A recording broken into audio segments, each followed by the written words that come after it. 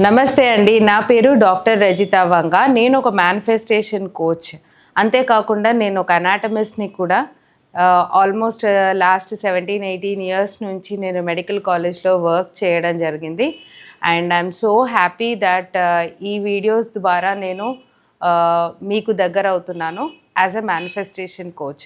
So నా వీడియోస్లో మెయిన్గా బ్రెయిన్ ప్యాటర్న్స్ని ఎలా మార్చుకోవాలి, ఎలా మన సబ్కాన్షియస్ బ్రెయిన్ని ట్యూన్ చేసుకోవచ్చు, ముఖ్యంగా మీ కోరికల్ని ఎలా అచీవ్ చేసుకోవాలి, ఎలా మన మైండ్ సెట్ని పాజిటివ్గా ఉంచుకోవచ్చు, ఇలాంటి కంటెంట్ నేను మీకు అందిస్తూ ఉంటాను.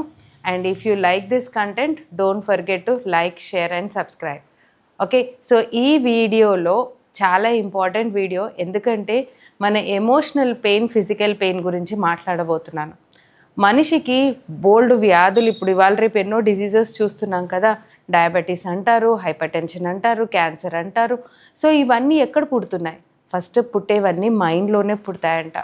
అంటే మీరు ఒక ఎవరితోనైనా ఎవరైనా చీట్ చేసినప్పుడు, లేదా మనసు బాగాలేదు, ఎవరైనా మనసు విరగ్గొట్టారంటారు కదా, ఎవరైనా ప్రేమలో పడిన తర్వాత డిచ్ చేస్తే కనుక it is called as heart break.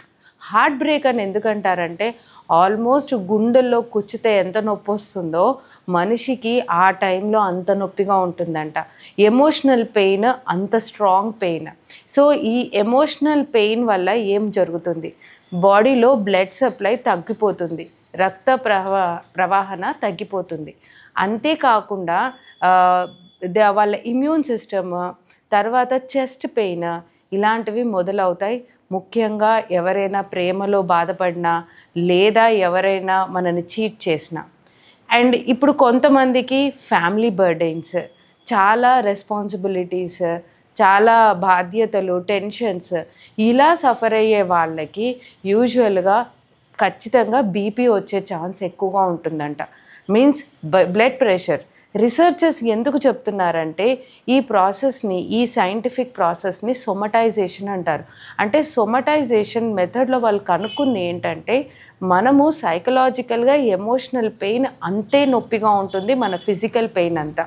So ఈ ఫ్యామిలీ బర్డెన్స్ ఉన్న వాళ్ళకి బీపీ రేజ్ అవ్వడం, బ్లడ్ ఫ్లో సరిగ్గా పోకపోవడం, సో ఇలాంటివి జరుగుతాయి. మరి ఫైనాన్షియల్ స్ట్రెస్ ఉన్న వాళ్ళకి, ప్రతి ఒక్కరికి ఇవాళ రేపు ఫైనాన్షియల్ స్ట్రెస్ ఉంటూనే ఉంది. డబ్బుల గురించి ప్రతి ఒక్కరు స్ట్రెస్ పడుతూనే ఉన్నారు. ఈఎంఐలు ఎలా కట్టాలని ఆలోచిస్తూనే ఉన్నారు. సో ఫైనాన్షియల్ స్ట్రెస్ ఉన్న వాళ్ళకి బ్లడ్ షుగర్ లెవెల్స్ ఇంక్రీజ్ అయ్యే ఛాన్సెస్ చాలా ఉన్నాయంటున్నారు రీసెర్చర్స్.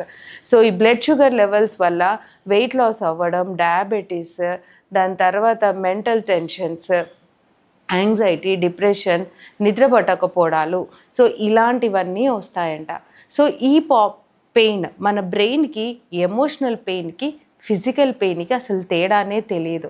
అంటే ఆ ఎమోషనల్ పెయిన్ కూడా అది అంతగానే నెగిటివ్ కెమికల్స్ మన బాడీలో ప్రొడ్యూస్ చేస్తుంది. మన నెగిటివ్ కెమికల్స్ ఏంటనుకుంటున్నారా? Adrenaline and cortisol. సో స్ట్రెస్లో ఉన్నప్పుడు మన body adrenaline and cortisol produce చేస్తూనే ఉంటుంది. ఇది ఒక నెగటివ్ హార్మోన్స్. సో ఇలాంటి ఎమోషనల్ పెయిన్ నుంచి ఎలా బయటపడాలి? ఒక్కొక్కసారి మీకు ఎమోషనల్ పెయిన్ ఎందుకు వస్తుందో తెలీదు. కొన్ని ప్లేసెస్లో, ఫర్ ఎగ్జాంపుల్, కొంతమంది నడుము నొప్పి అంటారు, మెడ నొప్పి అంటారు, ఛాతిలో నొప్పి అంటారు. డాక్టర్కి వెళ్ళి చెక్ చేసుకుంటే అన్నీ నార్మల్గానే ఉంటాయి, టెస్ట్ రిపోర్ట్స్, ఏదో ఒక పెయిన్ కిల్లర్ ఇస్తారు. అప్పటి వరకు మీరు ఒక పెయిన్ కిల్లర్ వాడతారు, కానీ ఈ నొప్పి మాత్రం తగ్గదు. తర్వాత మళ్ళీ తరచూ రావడం స్టార్ట్ అవుతుంది. సో ఇవన్నీ ఎమోషనల్ పెయిన్కి ఒక రీజనేనండి. సో వీటి నుంచి బయటపడడం ఎలా? సో బయటపడడం ఏంటంటే, you can do first step ఏంటంటే యాక్సెప్ట్ ద పెయిన్. అంటే మీ నొప్పిని మీరు యాక్సెప్ట్ చేయాలి, మీ ప్రాబ్లమ్ని మీరు యాక్సెప్ట్ చేయండి.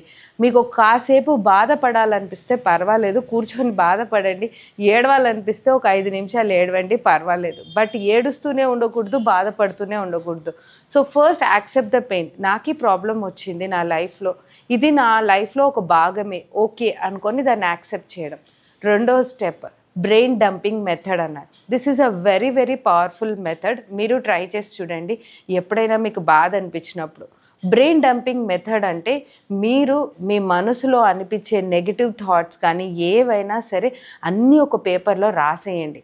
అండ్ బ్రెయిన్ డంపింగ్ మెథడ్ వల్ల మీ ఎమోషన్స్ అన్నీ మీ పేపర్కి ట్రాన్స్ఫర్ అయిపోతాయి. సో దీనివల్ల ఏమవుతుందంటే మీరు కాస్త రిలీఫ్గా ఫీల్ అవుతారు. అండ్ తర్వాత ఆ పేపర్ని పూర్తిగా చింపేసి కాల్చేయండి. ఈ కాల్చడంనే బర్నింగ్ బాల్ మెథడ్ అని కూడా అంటారు.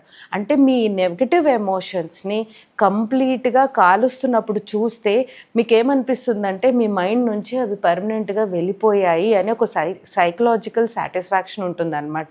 ఇది చాలా చాలా పవర్ఫుల్ మెథడ్ అండి, బ్రెయిన్ డంపింగ్ మెథడ్. ట్రై చేసి చూడండి. మీ నెగటివ్ థాట్స్ అన్నీ ఒక పేపర్లో రాసి దాన్ని కాల్చి పడేయడం. ఓకే. అండ్ థర్డ్ మెథడ్ ఏంటంటే, you have to challenge the problem. అంటే మనకు వచ్చిన ప్రాబ్లం కానీ ఫైనాన్షియల్ కావచ్చు, హార్ట్ బ్రేక్ కావచ్చు, లేదా మన ఫ్యామిలీ టెన్షన్స్ కావచ్చు, ఏదైనా సరే ప్రతి ప్రాబ్లమ్ని ఛాలెంజ్ చేయండి. ముందు మన లైఫ్లో మనం ఏదో ఒక మంచి పని చేస్తుంటాం, ఏదో ఒక సక్సెస్ స్టోరీ మన లైఫ్లో ఖచ్చితంగా ఉంటుంది. మేబీ 10 మంది ఇష్టపడే పని చేసి ఉండవచ్చు, 10 మంది మనని మెచ్చుకునే పని చేశాము. సో అలాంటి మంచి విషయాలు మీరు జ్ఞాపకం తెచ్చుకొని మీ నెగటివ్ థాట్కి, మీ నెగటివ్ ఆలోచనకి ఛాలెంజ్ చేయండి.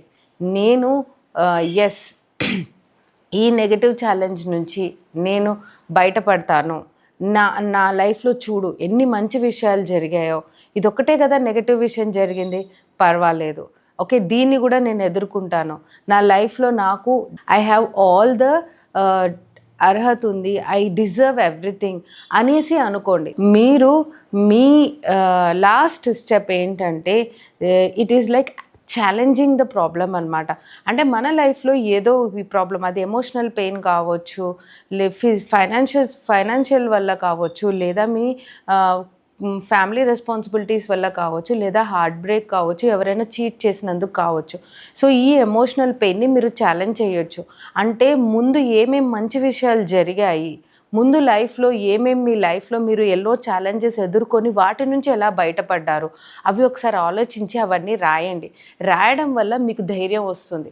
ఇది కూడా ఒక ప్రాబ్లమే, ఇన్ని నేను ఎదుర్కొన్నాను, ఇన్ని నేను సాధించాను, ఇన్నిట్లో నేను మంచిగా బయటపడినప్పుడు ఈ ప్రాబ్లం నుంచి కూడా నేను బయటపడతాను.